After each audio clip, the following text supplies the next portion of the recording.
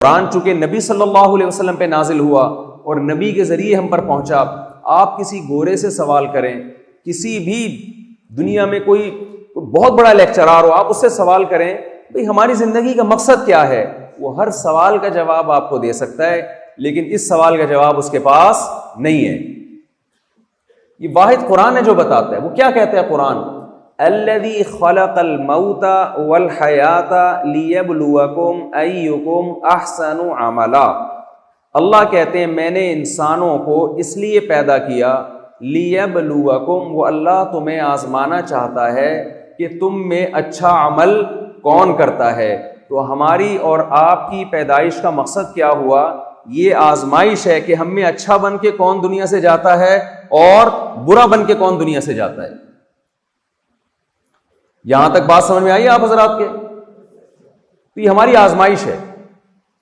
اب اس کا ایک طریقہ وہ تھا جو پہلے مذاہب نے اختیار کیا، اچھا بننے کے لیے انہوں نے کہا کہ دنیا کو چھوڑ دو، جنگلوں میں نکل جاؤ اور جا کے اللہ کی عبادت کیا کرو، جو جتنی زیادہ عبادت کرے گا آخرت میں اس کا مقام اتنا ہی اونچا ہوگا۔ لیکن نبی صلی اللہ علیہ وسلم نے ہمیں یہاں بھی گائیڈ کیا کہ اچھے کی ڈیفینیشن یہ نہیں ہے کہ تم دنیا چھوڑ کے کہاں نکل جاؤ، جنگلوں میں، یا 24 گھنٹے کے لیے مسجدوں میں جا کے بیٹھ جاؤ، بلکہ آپ صلی اللہ علیہ وسلم نے صاف طور پہ فرمایا لا رہبانیت فی الاسلام، اسلام میں رہبانیت نہیں ہے، کچھ چھوڑنے کی تمہیں اجازت نہیں ہے، جس شعبے سے تم متعلق ہو اسی میں ایکسیلنسی پیدا کرو، اسی میں اچھا بننے کی کوشش کرو۔ میں اکثر ایک واقعہ لوگوں کو بتاتا ہوں، کسی میڈیکل کالج میں ایک لڑکا پڑھ رہا تھا، اس نے مجھ سے سوال کیا کہ آپ مجھے یہ بتائیے کہ اسلام میں میڈیکل کالج میں پڑھنے کی کیا فضیلت ہے؟ بھائی اسلام میں نماز کی فضیلت ملتی ہے نا، لوگ نماز پڑھتے ہیں، اسلام میں حج کی فضیلت ہے یا نہیں ہے؟ حج کرتے ہیں لوگ لاکھوں روپے خرچ کر کے، اسلام میں جہاد کی فضیلت ہے، بارڈر پہ لڑتے ہیں جا کے، تو میڈیکل کالج کی کیا فضیلت ہے اسلام؟ انہوں نے کہا مجھے تو کوئی ایسی حدیث نہیں ملی کہ نبی صلی اللہ علیہ وسلم نے فرمایا جو MBBS کرے گا اس کو یہ ثواب ملے گا، ہے بھائی، تو میں کیوں پڑھوں؟ میں نے ان سے کہا، میں نے کہا آپ نے کیا قرآن کی آیت نہیں پڑھی؟ من احیاہا فکأنما احیا الناس جمیعا، جس نے ایک انسان کی جان بچائی اس نے گویا تمام انسانوں کی جان بچائی۔ تو آپ کیا سمجھتے ہیں کہ ڈاکٹر اس فہرست میں داخل نہیں ہے؟ ڈاکٹر اگر ایمانداری کے ساتھ پڑھے اور ایمانداری کے ساتھ علاج کرے تو اپنی موت سے پہلے وہ لاکھوں لوگوں کی زندگی کا ذریعہ بنتا ہے کہ نہیں بنتا؟ تو اسلام نے آپ کو میڈیکل کالج میں پڑھنے سے نہیں روکا، اسلام نے آپ کو کیا کہا ہے کہ اگر آپ میڈیکل کالج میں پڑھ رہے ہیں تو یہاں آپ کا مقصد پیسہ کمانا نہیں ہونا چاہیے، آپ کا مقصد انسانیت کی خدمت ہونی چاہیے۔ کل میرا بیان تھا ایک یونیورسٹی میں، ایک انسٹیٹیوٹ میں، جہاں طلبہ زیادہ تر ACCA کر رہے ہیں، چارٹرڈ اکاؤنٹنٹ بنتے ہیں نا پاکستان میں، تو وہ مجھے کہنے لگے، ایک سوال ان کے ذہنوں میں بھی آتا ہے کہ یہ جو ہم علم حاصل کر رہے ہیں اس کی کیا فضیلت ہے؟ میں نے کہا حضرت یوسف علیہ السلام کو جب مصر کے بادشاہ نے بلایا، جو کہ غیر مسلم بادشاہ تھا، یوسف علیہ السلام سے جب خوش ہوا وہ اور اس نے کہا کہ میں آپ کو کوئی عہدہ دینا چاہتا ہوں، تو یوسف علیہ السلام نے کیا فرمایا؟ اجعلنی علی خزائن الارض، آپ مجھے وزیر خزانہ بنا دیں۔ غیر مسلم ریاست ہے، اس میں اللہ کا ایک پیغمبر درخواست کیا کر رہے ہیں کہ مجھے آپ کیا بنا دیں؟ وزیر خزانہ۔ حضرت یوسف علیہ السلام یہ بھی کہہ سکتے تھے کہ مجھے ایک مدرسہ بنا کے دے دیں، یوسف علیہ السلام یہ بھی کہہ سکتے تھے کہ مجھے ایک مسجد بنا کے دے دیں، یوسف علیہ السلام اللہ کے پیغمبر وہ یہ بھی کہہ سکتے تھے مجھے ایک حجرہ بنا کے دے دیں جہاں بیٹھ کے میں اللہ کیا کروں، اللہ کی عبادت کیا کروں۔ مدرسے کی اہمیت اپنی جگہ مسلم، مسجد کی اہمیت اپنی جگہ مسلم، لیکن پیغمبر صلی اللہ علیہ وسلم ایک وزارت مانگ رہے ہیں، وہ بھی ایک مشرک سے، غیر مسلم سے، اور یوسف علیہ السلام جیسے پیغمبر جن پر پوری سورت نازل ہوئی۔ قرآن میں کوئی کمپلیٹلی ایسی سورت نہیں ہے سورہ یوسف کے علاوہ جس میں ایک پیغمبر کا A to Z پورا واقعہ ترتیب کے ساتھ بیان کیا گیا ہو، سوائے سورہ یوسف کے۔ اتنے جلیل القدر پیغمبر اور غیر مسلم ریاست غیر مسلم بادشاہ اس سے ریکویسٹ کیا کر رہے ہیں کہ مجھے کیا چاہیے؟ مجھے وزارت چاہیے. اور وزارت بھی کون سی؟ مجھے وزیر خزانہ بنائیں آپ. اگر اسلام میں رہبانیت کا کوئی تصور ہوتا، رہبانیت تو سمجھتے ہیں نا آپ لوگ، چھوڑ چھاڑ کے بس سب کچھ چھوڑ. لوگ سمجھتے ہیں کہ مذہبی بننے کے لیے یہ ضروری ہے کہ سب کچھ چھوڑ دو. تو یوسف علیہ الصلاۃ والسلام تو اللہ کے پیغمبر ہیں، وہ کیا ریکویسٹ کر رہے ہیں غیر مسلم بادشاہ سے کہ مجھے آپ وزیر خزانہ بنا دیں. کیوں؟ اس لیے کہ انہیں معلوم تھا کہ مصر میں قحط پڑنے والا ہے. آپ کو معلوم ہے جب قحط پڑتا ہے تو ملک کی اکانومی دھڑام سے نیچے کی طرف جاتی ہے. ایسے موقع پہ سب سے زیادہ ویلیو وزیر خزانہ کی ہوتی ہے کہ نہیں ہوتی ہے؟ کیا خیال ہے بھائی؟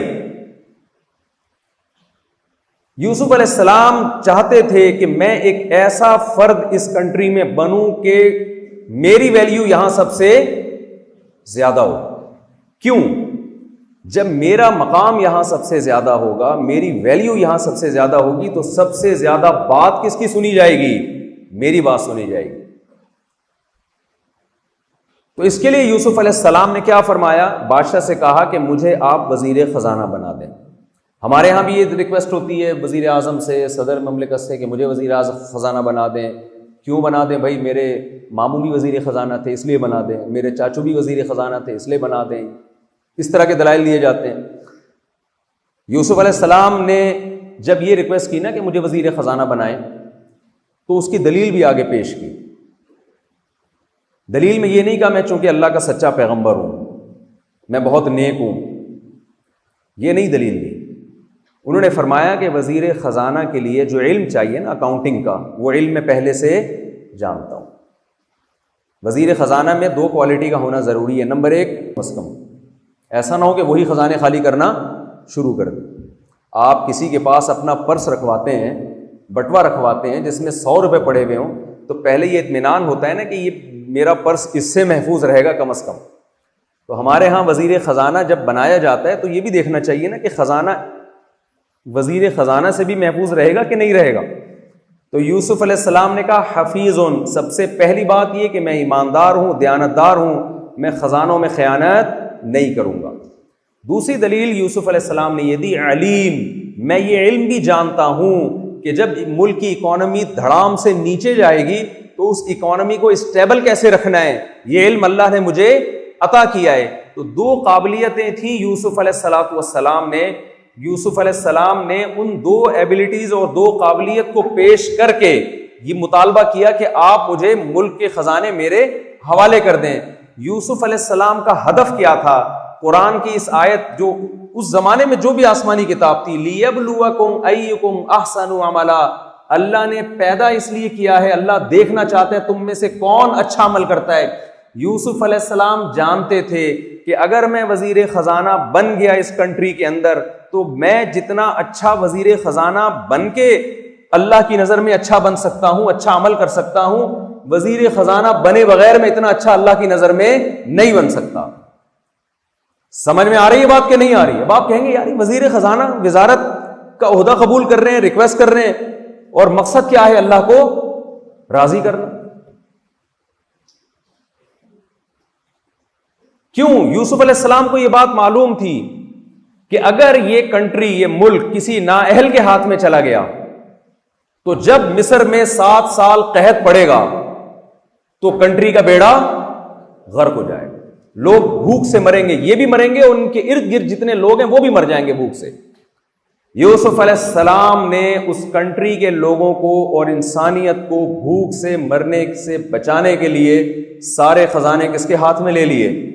اپنے ہاتھ. خواب آیا تھا نا مصر کے بادشاہ کو کہ میں نے 7 موٹی گائے دیکھی ہیں جو 7 دبلی گایوں کو کھا رہی ہیں. خواب کی تعبیر پوچھی گئی تو یوسف علیہ السلام نے تعبیر یہ بتائی کہ 7 سال تو مصر میں بارشیں ہوں گی، اس کے بعد 7 سال کے لیے قحط پڑ جائے گا. تو آپ کو پہلے سے اتنا اسٹور کرنا ہے، فیوچر کی پلاننگ کرنی ہے کہ مصر وہ 7 سال عافیت کے ساتھ گزار لے اور دنیا کی مدد بھی کرے. جب یوسف علیہ السلام مصر میں وزیر خزانہ بنے ہیں تو نہ صرف یہ کہ مصر میں لوگ بھوک سے مرنے سے بچے، بلکہ پوری دنیا سے تاجروں نے رابطہ کیا، لوگوں نے رابطہ کیا، بھائی اس وقت مصر کی گورنمنٹ ایسی ہے جن کے گودام گندم سے بھرے ہوئے ہیں، اس کے علاوہ دنیا میں کہیں بھی راشن نہیں مل رہا۔ تو یوسف علیہ السلام نے اپنے کنٹری کو بچایا بھی اور دوسرے ملکوں کی مدد بھی کی۔ ایک پیغمبر کی سیرت میں ہمیں یہ سبق ملتا ہے کہ آپ اچھا بننے کے لیے آپ کو کوئی شعبہ چھوڑنے کی ضرورت نہیں ہے، اس شعبے میں آپ اپنی نیت اچھی کر لیں تو آپ کا شمار اللہ کی نظر میں اچھے لوگوں میں ہو جائے گا۔ میں سمجھا پا رہا ہوں اپنی بات؟ بھئی آپ یہاں پڑھ رہے ہیں، یہاں شریعت کا حکم کیا ہے، نبی صلی اللہ علیہ وسلم کی تعلیمات کیا ہیں؟ وَيْلٌ لِّلْمُطَفِّفِينَ الَّذِينَ إِذَا اكْتَالُوا عَلَى النَّاسِ يَسْتَوْفُونَ وَإِذَا كَالُوهُمْ أَوْ وَّزَنُوهُمْ يُخْسِرُونَ۔ تباہی بربادی ہے قیامت کے دن ان لوگوں کے لیے جو اپنا حق لینے کی باری آتی ہے تو حق پورا لیتے ہیں، جب حق دینے کی باری آتی ہے تو اس میں ڈنڈی مارتے ہیں۔ آپ پر یہاں ملک اور قوم کے وسائل خرچ ہو رہے ہیں، یہ آپ حق ہے جو لے رہے ہیں، لیکن قوم آپ سے بھی مطالبہ کرتی ہے کہ جس بیسس پر آپ کو یہاں آپ پر جو وسائل خرچ ہو رہے ہیں آپ ان معیارات پہ پورا اتر کے دکھائیں۔ اگر آپ اس معیار پہ پورا نہیں اترتے، آپ محنت میں سستی کرتے ہیں، آپ لا کو فالو نہیں کرتے، آپ ٹیچرز کا احترام نہیں کرتے، اس کا مطلب اپنا حق لینے کی باری میں آپ تیز ہیں لیکن حق دینے کی باری میں آپ کیا کر رہے ہیں؟ گڑبڑ کر رہے ہیں۔ تو سب سے پہلے آپ نے اپنی زندگی کا یہ ہدف بنانا ہے کہ ہم اس دنیا میں ہیں کیوں، اور قرآن نے کیا کہا ہے؟ آپ کی آزمائش ہے کہ کون اچھا بن کے آتا ہے اور کون میرے سامنے برا بن کے آتا ہے۔ پھر اچھے کی ڈیفینیشن بھی اللہ نے خود بیان کر دی۔ بہت سے لوگ کہتے ہیں بہت اچھے ہیں، لیکن قرآن نے اچھے اور برے کو ڈیفائن بھی کیا ہے؟ خود کیا ہے۔ قولوا